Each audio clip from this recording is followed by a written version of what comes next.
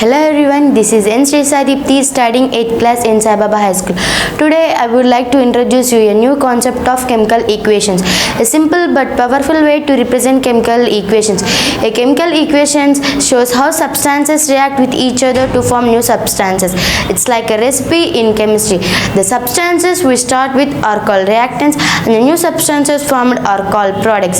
For example, when hydrogen react with oxygen, water is formed. We can write this equation as 2H2 plus O2 gives rise to 2H2O. This equation indicates 2 moles of hydrogen H2 react with 1 mole of oxygen O2 to produce 2 moles of water H2O. This arrow indicates the direction of the reaction from reactants to products. A key rule in chemical equation is the law of conservation of mass, that the total number of atoms of an element should be equal on both sides. So we balance the equation by making sure that the number of atoms of an element must be equal on both sides. Conclusion. A chemical equation is an essential tool in chemistry because they give us clear and concise way to understand and describe about chemical reactions. Thanks for attention.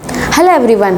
Now I am pleasure to introduce myself to you. I am Manvitha studying 8th class Elite 1 from Saibaba High School. Today I am going to explain an important skill in chemistry, how to balance chemical equations, which ensures that matter is conserved during a reaction.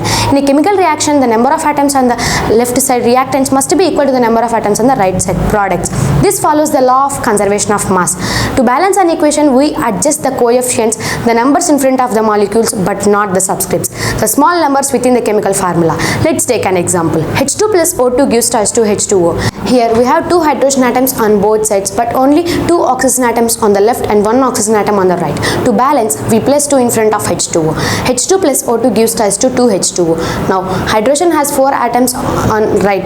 So we place 2 in front of H2 to balance hydrogen. 2H2 plus O2 gives rise to 2H2O. Now both hydrogen and oxygen are balanced with 4 hydrogen atoms and 2 oxygen atoms on each side. Conclusion. Balancing chemical equations ensures that we respect the law of conservation of mass and accurately represent chemical reactions. It's a simple but important step in studying chemistry.